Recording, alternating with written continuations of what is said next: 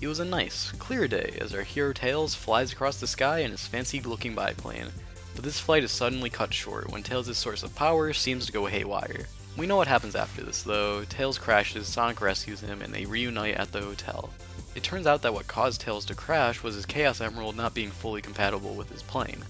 Not really sure why this is the case. I feel like it's more of a problem with the plane itself, but it doesn't matter. Tails wants to show Sonic what he's been working on, so they head off for the Mystic Ruins. As we know, they run into Eggman and have a battle. But before we get to that, I just want to point out something about these cutscenes. So Sonic and Tails go through a lot of the game together, meaning that they experience a lot of the same events. This could have been a really easy opportunity for the developers to just reuse the same cutscenes again, but they don't. In Tails' cutscenes, he's the one the story is about, so the focus is on him, meaning that the dialogue is changed to fit his character better. For example, here Tails is the one primarily responding to Eggman, while in Sonic's story, Sonic was. This is true for all the other characters' stories as well, all of which provide new dialogue depending on which character you're playing as. And while this doesn't really make sense from a story perspective, if you think of it as a character retelling the events, of course they're going to be the center of attention. And I'm glad they decided to do this, because if we just had to view the same cutscenes twice, it would get repetitive quickly. These keep the focus in check and the story as well. Good stuff. But yeah, let's finally fight the first boss. It's just the same as Sonic's iteration, which is fine I guess. This boss was harmless to begin with. It does give us a good opportunity to get into Tails' moveset though. Speed-wise, he's a bit under Sonic, which is great. We don't need another clone of Sonic, but keeping the speed he presents is good because after all, this is a Sonic game. Tails is also able to do this little tail flick, which works well until you realize if you're already running, Tails just rolls into this puny little ball that barely covers any distance. It still damages enemies, but the tail attack is a lot cooler and more practical. Tails of course can also fly, which was displayed pretty much instantly. Look at him fly away from that glass. Oh yeah, I guess I didn't notice this in Sonic's story, but we get this cool little intro upon starting up the game, pretty much exclusively featuring moments from these nice looking pre-rendered cutscenes. I gotta say, it's one great way to make first impressions. Seeing all this glass breaking, water flooding, running through these realistic settings, the scope of the egg carrier, some other fifth thing, it just all looks fantastic. We're definitely not supposed to be seeing this yet, but it's still cool regardless. Getting back to the moveset though, overall, Tails has a nice one that really complements his levels, but we'll get to those in a bit. For now, we beat the Egg Hornet, and thanks to the dreaded walk backward, we lose our Emerald to Robotnik, and he hightails it out of there. So yet again, we grab the Windstone from the workshop, still nothing in here, and we head to our first level, Windy Valley.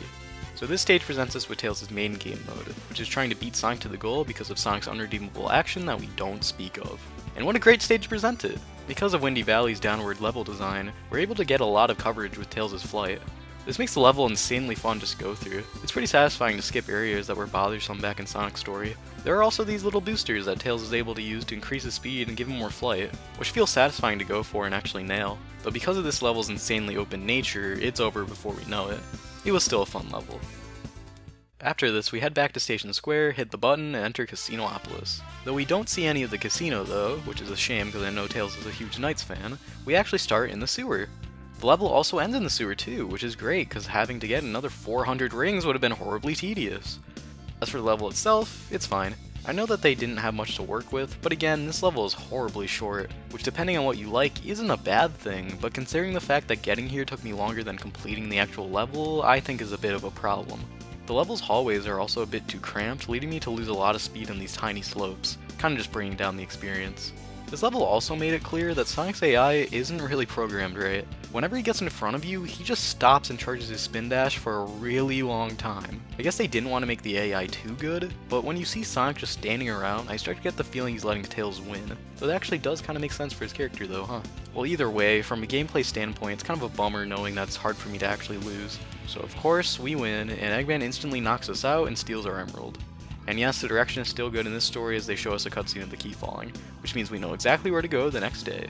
We bring the key to the ice cap entrance and enter the next level. Though don't fly too high at the ladder, cause you might just go right over the loading zone.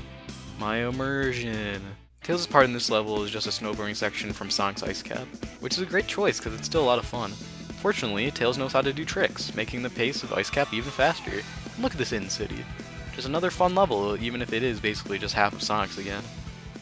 Knuckles comes and tries to give us the old 1-2, and we get to fight him again. This fight is not changed in the least, with the fact that Tails doesn't have the homing attack makes this fight at least a smidge harder, which I mean, hey, it's something, and there's not a lot of something you could get from this. But, being the hero that I am, I'm able to take down Knuckles, losing both our emeralds and giving them right to Eggman. We sure are. Eggman feeds them into Chaos, and again we fight Chaos 4. And this is even worse than last time. Because we're able to fly, we can pretty much just avoid all of this boss's attacks entirely, so it pretty much just becomes a waiting game. A harmless waiting game that doesn't take too long, but a waiting game nevertheless. Egg Carrier, Eggman leaves, we chase. I'm sorry, but I've become so sick of rephrasing Sonic's story again. But yeah, about the chase, we're able to see Tails' view of this cutscene from before, which is pretty cool. And then we start Sky Chase Act 1. Again. Why? I would probably be fine with this if Sonic didn't already make us go through it. It makes sense for it to be in Tails' story, but why Sonic's? They had to be aware of how slow this is, right? Making us go through 2 acts of this is one thing, but having to go through the eventual 4 is a whole other. It really just puts such a hold on the pace of the story. There's also no difference between the two, so we're literally just going through the same level again. I get the feeling they did this just to expand the game time, considering all of Tails' stages are insanely short. Yeah, every single one ends in less than 2 minutes. I guess they noticed this and wanted to expand the story, made the Sky Chases, and liked them so much they put them in Sonic's story. Who knows though, it could be anything. I'll get back to the short level thing later, because for now, it's time for some reflection. We're given a cutscene that shows Tails following Sonic in this forest. It's up for debate whether this is a flashback or a dream, or maybe somewhere in between, but the biggest thing to take from this is how much Tails respects Sonic. Sonic is a role model to him, which is probably the real reason he tries to beat Sonic to the end of each of these levels, to be on the same level as him. Something not really brought up anymore is that Sonic has always been somewhat of a mentor towards Tails, but has never really treated him like a child either. It's a weird relationship, but a nice one, and I'm glad they touched on it. Character development is great, especially in the first game where it could actually happen. He respects Sonic so much he skydives off this cliff with him. What a nice scene. At the bottom, Tails finally wakes up and realizes he needs a Chaos Emerald, so he gets going looking for one. This next part is probably one of the only bits where direction kinda fails. So in the Mystic Ruins jungle, we're supposed to go to this one part to activate this cutscene, but a usual player would probably go and check out the landmark, skipping this area entirely, leading to confusion. We are told it's in the jungle though, so at least you know it's somewhere in there. It's just a bit annoying. It probably would have been a better idea to have the trigger about 10 feet away from the starting platform to avoid the confusion, but it's fine. We see Froggy making his daily rounds when he suddenly chomps up this Chaos Emerald and hops for it. We try to get him to stop P by following him into Sand Hill. This is a really fun subgame because it uses the snowboarding scene before, but in a totally opposite environment with lots of branching paths and some pretty cool design. I personally like this a lot better than Ice Cap, honestly. It takes some actual thought, while Ice Cap kind of felt like it was on autopilot. These gates too add another layer to it, providing a score that you can try to keep up, even if it doesn't do anything. This is also one of the only unique places Tails can go that Sonic can't, so hey, that's something. It's a great little level in general. Just watch out for the rocks. After capturing Froggy, our little twinkly friend here sends us back in time, and here we run into another issue with direction. We're supposed to be finding this Rhythm Badge upgrade for Tails, but it's all the way to the left of the entrance here. And this is a big place, which means this can be extremely easy to miss, especially when paired in with the fact of how low the draw distance is. Again, not a huge problem, but it's a bit of an annoyance. But yeah, the Rhythm Badge. It allows us to do multiple tail attacks in a row for pretty much forever.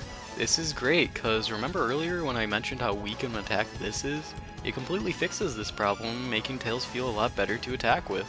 Which means this power-up actually feels like a power-up, not just a level-specific feature.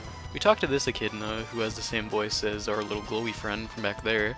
She also tells us how her grandma told her about the servers and the 7 Chaos. It's a lot to take in, so we're taken out.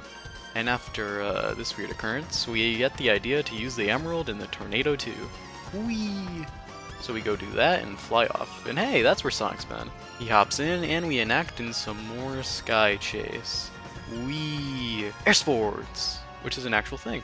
We get on the ship, Eggman changes the formation, we're impressed, Sonic's not, we get sad. Eggman tells us to go look for the Sky Deck, and after walking about 10 Tails meters, we find it. This time it's just Sky Deck Act 1 though. And I think for Tails, that's a pretty good choice. It's fairly open, so there's a lot of room to fly here and make shortcuts for yourself. It's pretty fun. Not really great, but it works for Tails. We head back to the bridge and see Eggman pulling some kind of bird scam transaction on Amy. I don't know, it's been a long day. Game is called and a fight ensues. It's the same as it was before, but easier because of our Rhythm Badge. Moving on. Amy stops us, probably to enact another business transaction, but she doesn't have time, because this ship is losing altitude. We fly her and her lazy eye off the ship, and back to Station Square, where we also see Eggman fly down as well. Tails wonders what happened to Sonic as he walks over and overhears that Eggman is about to try his last attempt at destroying Station Square. This attempt is a missile. Of course, instead of doing anything, we kind of just stand around, and this tactic works, cause the missile turns out to be a dud. Eggman races to go set it off manually, and we go to chase him, knowing that the fate of the city rests in our gloves. Which is why we take a second to just reflect and realize we've come a long way since meeting Sonic. It's time to be more independent. Which is great and all, but at this point, Eggman is probably already halfway there. Oh no, he waited for us. How nice. So yeah, the last stage is Speed Highway, and what a great stage to end things off on. It's pretty open, which is great for Tails, and again includes lots of nifty shortcuts. It also has such an emphasis on speed, trying to place the boosters in just the right spots but not overusing them and letting us choose our own paths. Speed is especially great because there's some actual stakes in this race, because if we fail, the whole city goes down with us. But I feel like Eggman kinda just gave up halfway through, but hey, stakes were still there. And wow, I don't want to know who Sonic crossed this time. We disarm the missile, and Eggman is clearly peeved about this, so he gets his Egg Walker. And for once, Robotnik is actually pretty threatening, which only raises Tails' fears and makes this final battle more of one that's a final test of self-worth than anything. So it's time to fight the Egg Walker, and I just gotta say, this boss is miles ahead of Sonic's one. Unlike Sonic's, the speed of the battle completely depends on you. If you're under the walker, you're able to attack it. If you're not, you can't. So it becomes this game of trying to quickly get under him as he jumps around the stage, and it's pretty cool. And get this, actually fast. It also makes some good use of the Rhythm Badge. This boss is just a lot of fun in general. No real complaints, really. So we beat the Egg Walker, the plastic people congratulate us, and we have finally gained some true self-worth. So, Tails' story. It was a lot of fun. Earlier I noted how each of the levels were pretty short, but now that I think of it, that works in the story's favor. This is because Tails' adventure is essentially just a light mode of Sonic's, so he gets Sonic's best levels and the best parts of those levels. Seriously, think about it. You got the sewer from Casinopolis, the snowboarding section from Ice Cap, and Speed Highway in general. Tails definitely just feels like a combination of some of the strongest parts from Sonic's story. And you know what? I'm okay with that. Sonic's story is actually quite long, so if you want a character with a shorter experience but still has those good moments, you could go with Tails. His gameplay is very similar to Sonic's and even more fun in some ways because of the flying. But that's not all though. A lot of this was just learning about Tails himself, even from the beginning. Did you guys know his name was Miles? He always looked like more of a Richard to me. Either way, seeing Tails progress as a character and him becoming more independent was really cool. I'm glad that even in a game like this, some nice moments can come about. So if you want a story with some of the best and most creative levels in the game, great control, and some actual character development, go with Tails. He's just under Sonic in my eyes. He might even be over him in yours.